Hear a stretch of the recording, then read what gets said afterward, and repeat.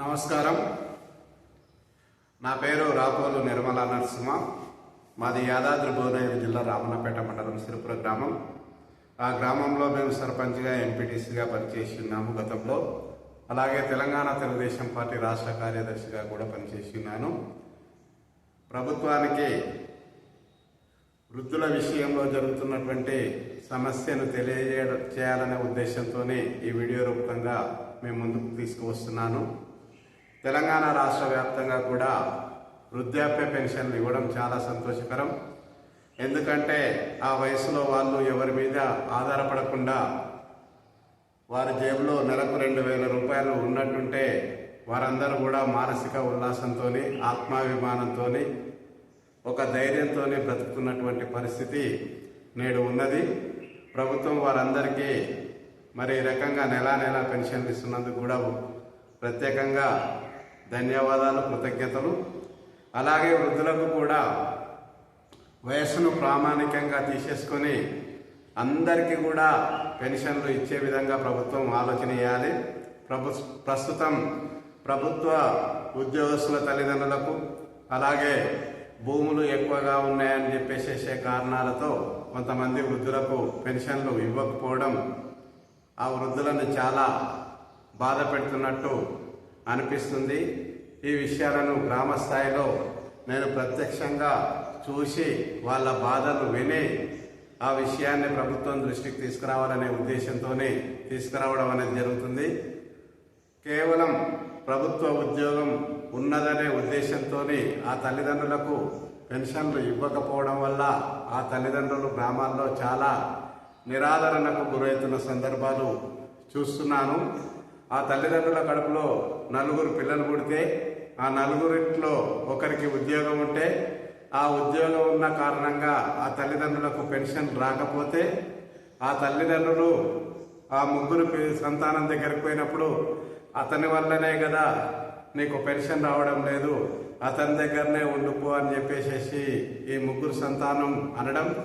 అదేవిధంగా ఆ ప్రభుత్వ ఉద్యోగం ఉన్న పిల్లలు కూడా మీ కడుపులో నేను ఒక్కరినే పుట్టలేదు కదా, అందరూ పుట్టారు కాబట్టి వాళ్ళ దగ్గరికి పో అని చెప్పడం, ఈ రకంగా అంటున్న సందర్భాలు కల్లారా చూశాను. అందుకే ఈ విషయం మీకు తెలియజేస్తున్నాను. దయచేసి ఆ ఉద్యోగాన్ని ప్రామాణికంగా తీసుకోవద్దు. ఆ తల్లిదండ్రులందరూ కూడా నిరాదరణకు గురవుతున్నటువంటి పరిస్థితి ఉన్నది. అందరూ ఇలా చేస్తున్నారని నేను అనడం లేదు. చాలామంది కూడా తల్లిదండ్రులను బాగా చూస్తున్న సందర్భాలు ఉన్నాయి, కొంతమంది మాత్రం చూస్తున్న సందర్భాలు లేవు. అలాంటి తల్లిదండ్రులు కూడా నిరాదరణకు గురి కావద్దు. దయచేసి ప్రభుత్వ ఉద్యోగాలున్నా అలాగే భూములున్నా అలాంటివి ఏవి పట్టించుకోనవసరం లేదు. దయచేసి అందరి తల్లిదండ్రులకు వృద్ధులకు అంటే వయస్సునే ప్రామాణికంగా తీసుకొని ఎవరైతే నాకు వృద్ధాప్య పెన్షన్ కావాలని మరి ప్రభుత్వానికి అప్లై చేసుకుంటారో వాళ్ళందరూ కూడా ఎలాంటి షరతులు లేకుండా వృద్ధాప్య పెన్షను ఇవ్వాలని చెప్పేసి నేను కోరుకుంటున్నాను. ఎందుకంటే వాళ్ళు 60 సంవత్సరాల దాకా ప్రభుత్వాలకు ప్రత్యక్షంగానో పరోక్షంగానో పన్నులు కట్టి ఒక 10-15 సంవత్సరాలు సంతోషంగా బ్రతకాలనే కోరుకుంటారు.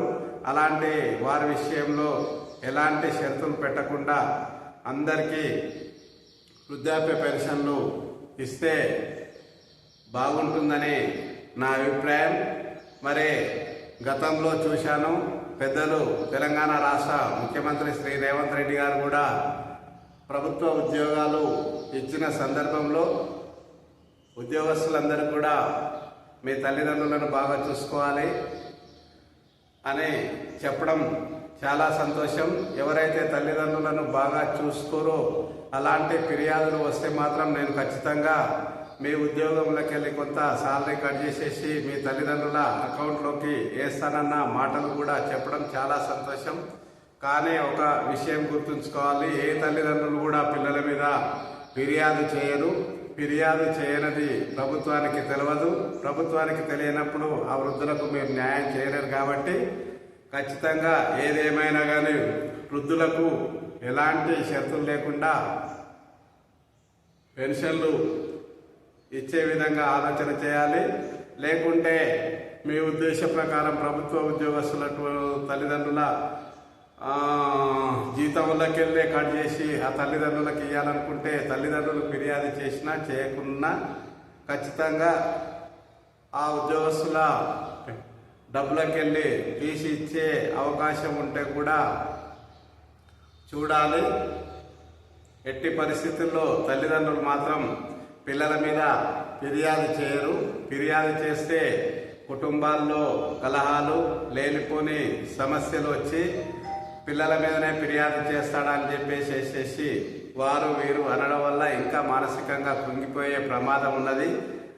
దయచేసి ప్రభుత్వం ఇలాంటి ఆలోచన చేయదు. వాళ్ళ పిల్లల ఉద్యోగంలోకెళ్ళి కూడా కట్ చేసుడు అంత కరెక్ట్ కాదేమో. ఏదేమైనా